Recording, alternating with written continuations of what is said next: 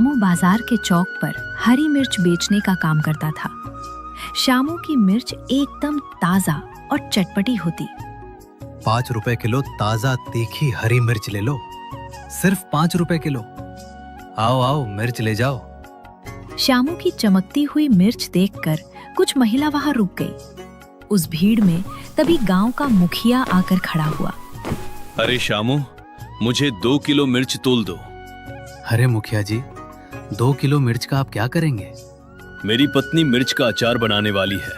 उसने मुझसे स्पेशल कहा है कि शामू की ही मिर्च लाना। अचार तो बहुत अच्छा काटता है इन मिर्चों का। ये लो, आपकी स्पेशल मोटी मिर्च। पैसे देकर मुखिया वहां से चला जाता है। कुछ ही देर में शामू की एक टोकरी मिर्च खाली हो जाती है और वो अपने पैसे गिनने लगता है। लेकिन थोड़ी दूर एक बड़ी रेहड़ी वाला राकेश नाम का व्यक्ति उसे गुस्से भरी नजर से देख रहा था। इस शामू को कितनी बार बोला है अपनी मिर्च कहीं और जाकर बेच, लेकिन नहीं, ये तो यहीं पर मिर्च बेचने आ जाता है और मैं यहां सुबह से बैठा हूं। मजाल है जो मेरी 1 किलो मिर्च भी बिछी हो। शामू के कुछ दिन तो आराम से निकल जाते हैं। फिर एक दिन शामू ने सोचा, अब टोकरी से नहीं, मुझे भी ज्यादा मिर्च बेचने के लिए एक साधन चाहिए। दिन में मैं बस 5-6 किलो मिर्ची बेच पाता हूँ। उसने ये बात अपनी पत्नी को बताई तो उसकी पत्नी सुधा बोली, ये तो आपने बहुत अच्छा सोचा है जी। घर में 4 पैसे जुड़ेंगे तो बारिशों के शुरू होने से पहले हम अपनी घास फूस की छत को टीन से बना लेंगे। हाँ, सही कहा। फिर घर में पानी नहीं टपकेगा। ऐसे बातें करके शामू अपने पड़ोसी बिट्टू के घर गया, जो लकड़ी का काम करता था। बिट्टू भैया, मुझे एक उधार रेहड़ी चाहिए। बस कुछ ही दिनों की बात है। जैसे ही पैसों का जुगाड़ होगा, मैं आपके पूरे पैसे दे जाऊंगा। शामू, मुझे पता है तुम झूठ नहीं बोलते, इसीलिए मैंने कभी आपसे किसी चीज के लिए मना किया है। आप रेहड़ी ले जाएं, मुझे कोई जल्दी नहीं है। पैसों का जुगाड़ जब हो जाए आराम से दे जाना। बहुत बहुत धन्यवाद आपका। अब मैं चलता हूँ, मिर्च बेचने बाजार भी जाना है। फिर शामू रेहड़ी को लेकर घर की तरफ चला जाता है। 1 किलो मिर्च 10 रुपए की ताजी ताजी तीखी तीखी मिर्च ले लो। अजी, आप क्यों मेरे कान पर चिल्ला रहे हो? जिसे तुमसे मिर्च लेनी होगी वो खुद ही आ जाएगा। आवाज लगाना बंद करो।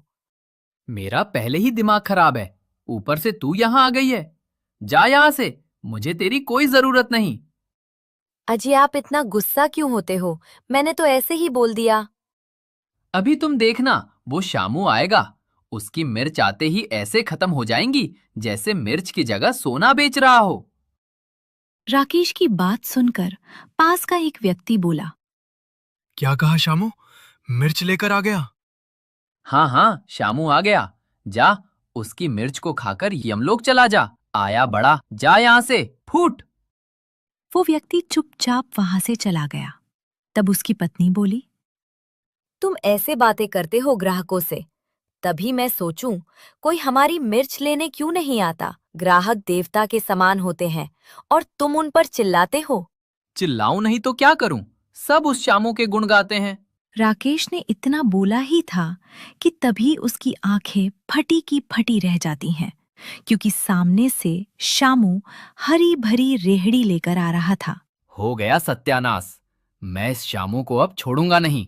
और दिन तो टोकरी में मिर्च लाता था तो मैं जाने देता था, लेकिन अब रेहड़ी भरकर मिर्च लाया है। मैं अभी जाता हूँ और इसे बता कर आता हूँ। सुनिए जी, रुक जाइए, ऐसा करना ठीक नहीं। वो अपनी पत्नी की एक नहीं सुनता और शामू के पास जाकर उसकी मिर्चें फेंकने लगता है। अरे रे राकेश भैया, आप ये क्या कर रहे हो? मेरी मिर्चों को जमीन पर क्यों फेंक रहे हो? गरीब कहीं के, तुझे कितनी बार बोला है, यहाँ मिर्च सिर्फ मैं बेचता हूँ और तुझसे पहले से बेचता हूँ। इसीलिए कहीं और जाकर अपनी मिर्च बेच, यहाँ मत आया कर। लेकिन इस पूरे गांव में यही तो एक बाजार है, मैं कहाँ जाऊंगा? सब्जी तो बाजार में ही बेची जाती है ना। आप भी अपना काम कर रहे हैं, फिर मुझ गरीब को क्यों भगाना चाहते हो? मेरी मेहनत का पैसा मुझे मिलेगा और आपकी मेहनत का आपको। फिर क्यों आप मुझ पर बेवजह गुस्सा कर रहे हो? मेरी बात कान खोलकर सुन ले, वरना बहुत पछताएगा। अगर तू यहाँ दिखा तो तेरी हड्डी पसली तोड़ दूंगा। तुझे ये भी नहीं पता चलेगा कौन पीट कर चला गया। गांव में मेरी बहुत पहुंच है। शामू डर जाता है और वो वहाँ से जाने लगता है। हाँ हाँ, ये की ना समझदारी वाली बात। अब यहाँ दोबारा दिख ना जाना। जा जल्दी, जा जल्दी, आया बड़ा। शामू घर पहुँचता है। उसकी आंखों में आंसू थे। क्या हुआ जी? आज तो आप बहुत उदास दिख रहे हो और आंखों से आंसू भी। बाजार में क्या हुआ? और आपकी रेहड़ी तो वैसी की वैसी है जैसे घर से लेकर गए थे। एक भी मिर्च नहीं बेची। शामू सुधा को कुछ नहीं बताता। नहीं सुधा, सब ठीक है। जी तुम कमाल करते हो। कुछ तो हुआ है, वरना आप ऐसे घर कभी नहीं आए। वो मेरी आज तबीयत ठीक नहीं है तो घर आ गया। ऐसे झूठ बोलकर शामू चुप हो जाता है और अगले कुछ दिनों तक घर में ही रहता है। शामू के ना होने से राकेश की बिक्री खूब होती है। शांति, मैं क्या सोच रहा हूँ, अब मेरी मिर्चें हर कोई खरीदता है। रेहड़ी ले जाने में जान लगानी पड़ती है, इसीलिए एक मोटर से चलने वाला रिक्शा खरीद लूं। ठीक है जी, हम आज ही मोटर वाला रेहड़ा खरीदेंगे। फिर राकेश ने मोटर से चलने वाला एक बड़ा सा रेहड़ा खरीद लिया और उस पर मिर्च बेचने लगा। और साथ ही साथ उसने 2-4 सब्जियां और भी रख ली। तो वहीं शामू के घर की हालत बहुत बिगड़ चुकी थी। ना तो उनके पास पैसे थे और लगातार बारिश होने की वजह से उनके घर की भी हालत बहुत खराब थी। जगह जगह से पानी दपक रहा था। सुधा, मेरे लिए 1 कप चाय बना दो, सर में बहुत दर्द है। चीनी खत्म हो गई है। आप 50 रुपए दे तो मैं दुकान से ले आऊं। पैसे नहीं है, तुम यहीं ठहरो, मैं उधार चीनी लेकर आता हूँ। रहने दो। लाला सेठ ने साफ मना कर दिया है, अब वो हमें उधार नहीं देगा। अगर आप वहाँ जाओगे तो बस ताने सुनने को मिलेंगे। अच्छा खासा काम चल रहा था, पता नहीं किस वजह से बंद कर दिया। मैंने खुद से काम बंद नहीं किया, वो राकेश की वजह से मैं मिर्च बेचने नहीं जाता। फिर शामू ने उस दिन जो भी हुआ सब अपनी पत्नी सुधा को बता दिया। जी ये तो बहुत गलत किया उसने आपके साथ, लेकिन अब हम चुप नहीं बैठेंगे। आप चलिए मेरे साथ मुखिया जी के घर, हम उन्हें सब बता देंगे। नहीं सुधा, हम कहीं नहीं जाएंगे। मैं जानता हूँ वो राकेश ठीक इंसान नहीं है, हम उससे कभी भी लड़ नहीं पाएंगे। गांव में उसकी अच्छी पहचान है और मुझे तो कोई जानता भी नहीं। ठीक है जी, अब हम भूखे ही रहेंगे और आप घर में ऐसे ही बैठे रहना। सुधा ने इतना सब बोलकर अपनी आंखें बंद कर ली और वहीं पड़ी एक खटिया पर लेट गई। तब शामू को बहुत बुरा लगा। नहीं, मैं सुधा को ऐसे भूखा नहीं सोने दूंगा, चाहे कुछ भी हो जाए। बाहर से कुछ खाने को जरूर लाऊंगा। फिर शामू बारिश में ही झोपड़ी से बाहर निकला। वो गांव के एक बड़ी मिष्ठान की दुकान पर पहुंचा। भैया जी, कुछ सस्ता सा खाने को मिलेगा? अरे भाई, क्या सस्ता और क्या महंगा, तुम बताओ कितने पैसे हैं, फिर उसी हिसाब से मैं तुम्हें दे दूंगा। मेरे पास बस ये 20 रुपए हैं, इनसे कुछ आ जाए तो दे दीजिए। दुकानदार ने वो 20 रुपए रख लिए और शाम को एक कागज का छोटा सा खलता दे दिया। शामू ने धीरे से पूछा, इस खलते में क्या है? अरे 20 रुपए में इतना ही आता है। वो तो तेरी किस्मत अच्छी है जो आखिरी के कुछ पकोड़े बच गए। अगर ये भी ना होते तो 20 रुपए में कुछ नहीं मिलता तुझे। ठीक है भैया जी, आपका बहुत बहुत शुक्रिया। कम से कम इन पकोड़ों को खाकर मैं और मेरी पत्नी को भूखा तो सोना नहीं पड़ेगा। फिर शामू जल्दी जल्दी घर आता है। उसने वो पकौड़े एक प्लेट में रखे और सुधा के पास चला गया। सुधा, भूखी मत सो, देखो मैं खाने के लिए पकोड़े लाया हूँ, दोनों साथ में खाते हैं। सुधा बैठ गई। दोनों ने पकौड़े खाए, लेकिन सुधा को उन पकौड़ों में स्वाद नहीं आया। अरे ये भी कोई पकौड़े हैं, इनसे अच्छे पकौड़े तो मैं घर पर ही बना लेती हूँ। एकदम सही कहा।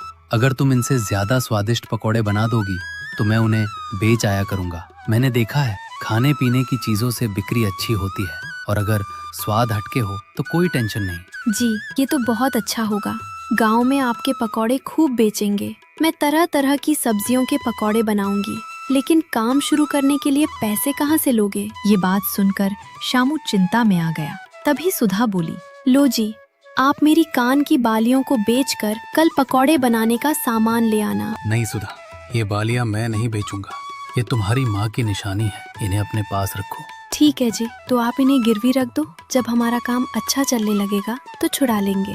ये बात शामू को ठीक लगी। अगले दिन उसने ऐसा ही किया। गांव के चौराहे पर वो दोनों अपनी रेहड़ी के साथ खड़े हो गए। मौसम भी बारिश का था और तभी हल्की हल्की बारिश शुरू हो गई। सुधा, थोड़े से पकोड़े तेल में तलो, पकोड़ों की खुशबू उड़ेगी, तभी तो गांव के लोग हमारे पकोड़े खाने आएंगे। सुधा ने जल्दी से कुछ पकोड़े बनाए। ठंडी ठंडी हवाओं के साथ गर्म पकोड़ों की खुशबू दूर दूर तक जा रही थी। आइए आइए और खाइए, सिर्फ 20 रुपए प्लेट, 20 रुपए प्लेट। ऐसे स्वादिष्ट पकोड़े कहीं नहीं मिलेंगे। हाँ जी हाँ, नहीं मिलेंगे, नहीं मिलेंगे। जल्दी आए, जल्दी खाए। तभी 2 व्यक्ति वहां रुके या उन्होंने पकोड़े खाए तो खाते ही रह गए। हाँ, बड़े स्वादिष्ट पकोड़े हैं जी। सही है भाई। हाँ सही कहा, और कितना अच्छा है, कहीं जाना भी नहीं पड़ा। अब से यहीं आकर पकोड़े खाया करेंगे। मस्त पकोड़े हैं, मिर्ची वाला तो आहा क्या स्वाद है। दोनों की ये बात सुनकर सुधा और शामू को बड़ी तसल्ली और खुशी मिली। उनके उदास चेहरे पर मुस्कान लौट आई। अब देखते ही देखते उनके छोटे से ठेले पर भीड़ जमा हो गई। कोई खा रहा था तो कोई घर के लिए पैक करवा रहा था। बारिश भी जमकर हो रही थी और उनका काम जोर से चलने लगा था। अच्छी कमाई होने लगी थी, पैसे जमा होने लगे थे। फिर एक दिन, सुधा, मैं सोच रहा हूँ अब हमें अपने लिए एक पक्का घर बनवा लेना चाहिए। इस बार बारिश ज्यादा हो रही है। बारिश ज्यादा हो रही है, यही तो हमारे लिए अच्छी बात है। बारिश के ठंडे और सुहावने मौसम में हमारी पकौड़ों की बिक्री खूब हो रही है। फिर शामू ने अपने लिए एक पक्का घर बनवा लिया और दोनों मन लगाकर गांव वालों को पकोड़े खिलाते रहे। एक रात उन्हें देर हो गई। उस दिन बारिश भी बहुत तेज हो रही थी। वो जल्दी जल्दी रेहड़ी को लेकर अपने घर की तरफ जा रहे थे। तभी उनके रास्ते में एक रिक्शा उल्टा पड़ा था। अरे अब ये क्या है, पहले ही इतनी देर हो गई है, बारिश भी इतनी तेज हो रही है, मुझे सर्दी लग रही है। सुधा, अजी यहाँ तो कोई आसपास है भी नहीं। चलो हम दोनों ही इसे साइड में करते हैं, तभी हमारी रेहड़ी निकल पाएगी।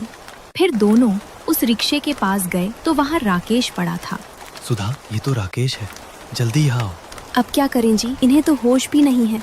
फिर दोनों ने बड़ी मुश्किल से राकेश को रेहड़ी में रखा और गांव के नजदीक अस्पताल ले गए। 1 हफ्ते बाद राकेश अपनी पत्नी के साथ उनके घर आया।